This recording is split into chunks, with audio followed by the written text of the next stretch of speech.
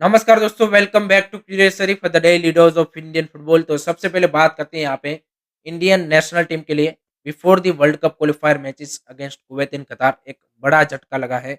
आकाश मिश्रा को ACL injury हो चुका है and he is set to miss 2024। जी हाँ गाइस, तो रिसेंटली जो यहाँ पे एफसी गोवा के सामने मैच था सेमीफाइनल का, उसमें उनको ये इंजरी हुआ था। अब उनका यहाँ पे सर्जरी होने वाला है and that's the big blow for Mumbai City FC. Not only for them but national team के लिए भी ये बड़ा झटका है कि इगो स्टिमेज के अगर पिछले 1 डेढ़ साल में आप फर्स्ट चॉइस लेफ्ट बैक के तौर पे देखें तो आकाश मिश्रा ही थे। तो उनका इस तरह के क्रूशियल मैचेस में अवेलेबल ना रहना, I think that's the big blow. अगर हम उनके ऑप्शन के तौर पे देखें तो ऑब्वियसली आपके पास सुभाशिष बोस है, जो कि भी लगातार टीम के साथ जुड़े हुए एक्सपीरियंस बंदा है एंड मोहन बगान के लिए अच्छा किया है इस सीजन। तो आई थिंक डेफिनिटली वो यहाँ पे सबसे ज़्यादा स्ट्रॉन्गेस्ट कंटेंडर है। उसके अलावा आपने जो अभी प्रोबेबल लिस्ट अनाउंस की है, उसमें 2 प्लेयरों को रखा है, एक तो जय गुप्ता एंड दूसरा रोशन सिंह। तो इंटरेस्टिंग हो जाएगा कि who will start as a left back for India in this upcoming world cup qualifier matches and let hope so कि आकाश मिश्रा जल्द से जल्द यहाँ पे रिकवर करे एंड एक बेहतरीन फॉर्म के साथ यहाँ पे वापसी करे। नेक्स्ट बात करते हैं इंडियन वुमेन्स टीम के बारे में, जिनके लिए भी एक अच्छी खबर आ रही है कि एएफएफ ने यहाँ पे जो नेक्स्ट वुमेन्स फीफा विंडो आ रहा है, उसमें 2 फ्रेंडलीज का अरेंजमेंट किया है विद दी उज़्बेकिस्तान, जो कि 31st of May and 4th of June जून को यहाँ पे तस्कंद में खेला जाएगा। इसके लिए यहाँ पे 30 मेंबर की जो प्रोबेबल स्क्वाड है, वो भी यहाँ पे अनाउंसमेंट कर दी गई है, जो कि अंडर चाओबा देवी यहाँ पे खेलने वाले हैं एंड चाओबा देवी के लिए यहाँ पे officially as a full time Indian women's team head coach यहाँ पे ये पहला असाइनमेंट होगा। इससे पहले तुर्किश कप में भी उन्होंने टेक ओवर किया था। So that will be interesting to see किस तरह से हमारी टीम की परफॉर्मेंस आती है, क्योंकि Uzbekistan is a stronger side compare to us. 48 उनकी फीफा रैंकिंग है, हमारी 66 है। तो यहाँ पे चैलेंज भी हमारी वुमेन्स टीम के लिए ज़्यादा होने वाला है एंड लेट होप सो कि आगे जितनी भी फीफा विंडोज़ आए, उसमें यहाँ पे इस तरह से एएफएफ की ओर से मैचेस का अरेंजमेंट होना चाहिए, क्योंकि हमने अप्रैल वाली फीफा विंडो मिस की थी, उससे पहले फरवरी में हम खेले थे, उससे पहले दिसंबर वाली हमने मिस की थी। तो बजट का भी कंस्ट्रेंट है, सारी चीज़ें हैं, बट आई थिंक इस तरह के एक्सपोज़र मैचेस यहाँ पे वुमेन्स टीम के लिए काफ़ी ज़्यादा ज़रूरी है, अगर हम यहाँ पे उनको अच्छा करते हुए देखना चाहते हैं तो। अब बात करते हैं एआईएफएफ के बारे में, जहाँ पे भी काफ़ी सारी अनसर्टेनिटी बनी हुई है। सबसे पहले तो वो जो नए कॉन्स्टिट्यूशन के रिगार्डिंग जो सुप्रीम कोर्ट में केस था, उसकी आज यहाँ पे हियरिंग होने वाली है। सो काफ़ी लोगों की उसके ऊपर यहाँ पे नज़रें बनाए रखे हैं, क्योंकि जो भी लोग अभी एआईएफएफ से बाहर हो चुके हैं, वो भी चाहते हैं कि जल्द से जल्द ये जो सुप्रीम कोर्ट का डिसीजन है, वो यहाँ पे रिगार्डिंग दिस न्यू कॉन्स्टिट्यूशन आए, ताकि फ्रेश इलेक्शन हो पाए, ताकि वो भी फिर से एआईएफएफ में अपनी जगह बना पाएँ। अभी जो करंट बॉडी है कल्याण चौबे की, उनका फ्यूचर भी इस डिसीजन के ऊपर डिपेंड है। दूसरा यहाँ पे क्या फीफा का इसके चलते बैन आएगा, सारी चीज़ें यहाँ पे इसके ऊपर डिपेंड है। सो लेट्स सी क्या फिर से सुप्रीम कोर्ट एक नया डेट दे देता है, या फिर आज हमें फाइनली जो एएफएफ का नया कॉन्स्टिट्यूशन है, वो यहाँ पे एडॉप्ट होते हुए देखने को मिलता है। दूसरी साइड यहाँ पे जो एएफएफ एंड एफएसडीएल की डील है, वो हम सबको पता है कि 2025 में खत्म होने वाली है। तो उसके रिगार्डिंग यहाँ पे मीटिंग्स का दो दौर है, वो यहाँ पे एएफएफ ने अभी रिसेंटली सारे एक्सको मेंबर को वर्बली बोला था कि हम यहाँ पे एक मीटिंग शेड्यूल कर रहे हैं, जिसको फिर उन्होंने बोल दिया कि अभी वो रीशेड्यूल हो गया है, वो सारी चीज़ें। बट ओरिजिनल न्यूज़ ये है कि FSDL at the moment is in no mood to continue with AIFF. So ऐसी खबरें हैं। अगर ये होता है, देन आई थिंक आईएसएल का भी फ्यूचर कहीं न कहीं यहाँ पे काफ़ी ज़्यादा अनसर्टेन हो जाता है। क्योंकि हम सबको पता है कि एट द मोमेंट एआईएफएफ के पास पैसा बिल्कुल नहीं है एंड इस तरह का अगर मार्केटिंग पार्टनर आपको कोई दूसरा मिल जाता है, तब सही सारी चीज़ें हैं। बट स्पॉन्सर भी आपके पास नहीं है, तो इस तरह के मार्केटिंग पार्टनर ढूँढना, आई थिंक वो तो और भी ज़्यादा डिफ़िकल्ट चीज़ होने वाली है। So there are a lot of uncertainty regarding that also. So let's see किस तरह से सारी चीज़ें यहाँ पे फोल्ड आउट होती है, वो इंटरेस्टिंग सा रहेगा देखने के लिए। अब बात करते हैं गाइज़ यहाँ पे केरला ब्लास्टर के बारे में, जहाँ पे भी काफ़ी ज़्यादा काओस वाला सिचुएशन है। मल्टीपल चीज़ें यहाँ पे जो मैनेजमेंट एंड फैन है, उनके बीच में यहाँ पे मिसअंडरस्टूड या फिर इस तरह से हो रही है। जिसमें एक तो पहले राहुल केपी ने एक कल यहाँ पे एक इंटरव्यू दिया है, जिसमें उन्होंने जो स्टेटमेंट दिया है, मतलब I think that shows his mentality. बंदे ने बोला कि मैं काफ़ी लंबे टाइम से सिस्टम के अकॉर्डिंग खेल रहा था, बट अब मैं अपने अकॉर्डिंग ही खेलना चाहता हूँ, चाहे कुछ भी हो जाए। तो भाई 11 प्लेयरों के क्या बोलते हैं कि स्पोर्ट में आपको जो टीम की ज़रूरत है, टीम की जो फॉर्मेशन है, टैक्टिक्स है, उसके हिसाब से ही खेलना पड़ेगा ना भाई। ऑब्वियसली चीज़ है वो तो। एंड आपने मतलब क्या बोलते हैं कि टीम की सिस्टम और उसके एडॉप्ट करते हुए कोई उखाड़ तो नहीं लिया ऐसा कुछ खास। केरला ब्लास्टर के लिए आप ये सीज़न देख लीजिए। सो भाई अगर आपको अपने लिए खुद के लिए ही खेलना है, सो भाई आप जो 7 टूर्नामेंट हो रहा है वहाँ पे केरला में, वहाँ पे जाके खेलो भाई।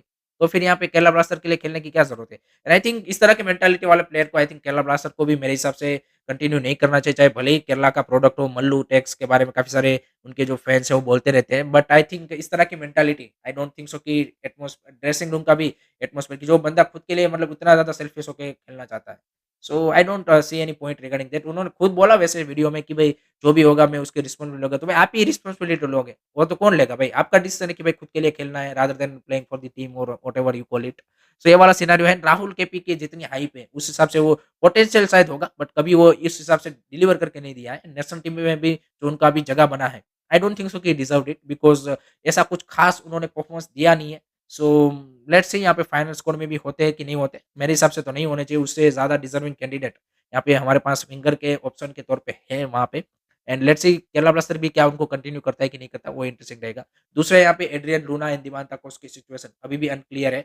सो वहाँ पे बताया जा रहा है कि एड्रियन लूना तो कंटिन्यू करेंगे, दिमाग ताकोस को भी उन्होंने ऑफर दे दिया है। सो उनका भी अभी देखना रहेगा कि क्या वो जो नया एक्सटेंशन ऑफर है उनको यहाँ पे एक्सेप्ट करते हैं या फिर किसी और क्लब को चूज़ करते हैं। और जो रिसेंटली यहाँ पे निखिल भारद्वाज ने यहाँ पे उनके जो सीज़न होल्डर फैन्स थे उनके साथ जो इंटरेक्शन किया था, उसमें भी काफ़ी सारी चीज़ें उन्होंने डिस्कस की थी, जिससे बाकी जो फैन्स है उसमें मिसअंडरस्टैंडिंग हुई है कि किस तरह से क्लब आगे बढ़ना चाहता है। इवान वोकोनोविच का जो सिचुएशन है, उसमें एक ये खबर आ रही है कि अभी जो कि 1 साल पुरानी बात है, बट टीओआई ने अभी रिपोर्ट किया है कि जो वर्कआउट वाला सीन हुआ, उसमें केरला ब्लास्टर ने भी इंटरनल इन्वेस्टिगेशन किया था एंड उसके चलते उन्होंने भी इवान वोकोनोविच के ऊपर 1 करोड़ का फाइन लगाया था।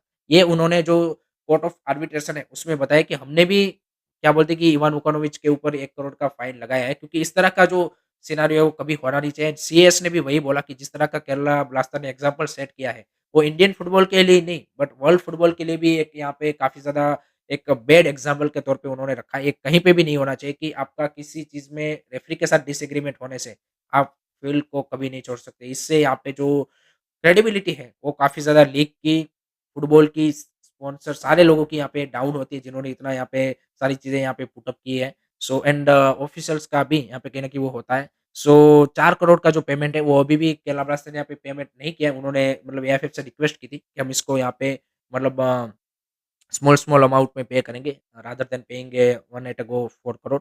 सो ये वाला सिनेरियो है। तो ये काफ़ी सारी चीज़ें यहाँ पे behind the scene Kerala Blaster में भी हो रही है। लेट्स सी किस तरह से वो यहाँ पे नेक्स्ट सीज़न अपने आप को रेडी करते हैं, वो इंटरेस्टिंग रहेगा देखने के लिए। अब बात करते हैं गाइज़ यहाँ पे ट्रांसफर के बारे में, जहाँ पे भी हम सबको पता है कि काफ़ी सारी हलचल हो रही है। तो उसमें भाई Vineet Rai from Mumbai City FC to Punjab FC ये डन डील हो चुका है। And I think Vineet Rai को इस सीज़न उतना ज़्यादा गेम टाइम नहीं मिला है। So Punjab FC will be great choice I think, क्योंकि उनको भी कहीं न कहीं मेरे को लगता है कि मिडफील्ड में इस तरह के प्लेयर की ज़रूरत है, जिन्होंने मतलब विनीत राय हमने देखा है कि मुंबई सिटी में जब भी उनको मौका मिला है, he is been impressive. So I think good signing for Punjab FC. दूसरा यहाँ पे न्यूज़ आ रहा है कि भई PN Noufal from Gokulam Kerala to Mumbai City FC done हो चुका है। 23 ईयर ओल्ड विंगर जिन्होंने आई लीग में इस सीज़न अच्छा किया है, उनको यहाँ पे रोप इन किया है मुंबई सिटी एफसी ने। सो that will be also interesting signing. तीसरा यहाँ पे तिरी के रिगार्डिंग जो न्यूज़ आ रहा था कि वो यहाँ पे बीएफसी के लिए डन हो चुका है। उसमें अभी ये नया ट्विस्ट आया है कि उनका जो कॉन्ट्रैक्ट एक्सटेंशन टॉक है विथ मुंबई सिटी एफसी वो काफ़ी एडवांस स्टेज में पहुँच चुका है। तो मेबी वो यहाँ पे मुंबई सिटी एफसी में रुक भी सकते हैं। So that will be interesting to see. Other than that यहाँ पे जो बीएफसी के जो डिफेंडर है अलेक्जेंडर योवानोविच, वो भी यहाँ पे कॉन्ट्रैक्ट एक्सटेंड कर लिया बीएफसी के साथ, जो कि मेरे हिसाब से सही डिसीजन है, क्योंकि योवानोविच का अगर आप देखेंगे तो पिछले मतलब 2 सीज़न में यहाँ पे इस सीज़न थोड़ा-सा यहाँ पे इनकंसिस्टेंट वो रहा है, but I think overall as a leadership wise is been very good. So उनको यहाँ पे बीएफसी ने कंटिन्यू करने के लिए सोचा है, तो वो यहाँ पे कंटिन्यू करने वाले हैं। नेक्स्ट बात करते हैं गाइज़ यहाँ पे आरएफडीएल डेवलपमेंट लीग के बारे में। तो आरएफडीएल का जो डेवलपमेंट लीग के जो नेशनल चैंपियनशिप के सेमीफाइनल फाइनल है, उसका शेड्यूल आ चुका है। 14th ऑफ मई को यहाँ पे दोनों सेमीफाइनल खेले जाएँगे। Bengaluru FC versus Punjab FC and East Bengal versus Muthoot FA. And then 17th को थर्ड प्लेस के लिए मैच होगा एंड 18th को यहाँ पे क्या बोलते हैं कि फाइनल खेला जाएगा। सो लेट्स सी कौन यहाँ पे इस बार आरएफडीएल का विनर बनता है। एंड ये सारे मैचेस आप रिलायंस फाउंडेशन के जो यूथ स्पोर्ट चैनल है उसके ऊपर देख पाएँगे। एंड सारे मैचेस यहाँ पे नवी मुंबई में उनका जो स्टेडियम है, वहीं पे खेले जाने वाले हैं। सो वो भी एक यहाँ पे अ, एक एक्साइटिंग टूर्नामेंट यहाँ पे होने वाला है। So that's it from my side guys regarding today's Indian football news. I hope कि आपको वीडियो पसंद आया होगा। Keep supporting Indian football. Don't forget to like, share, subscribe curiosity. जय हिंद, जय भारत।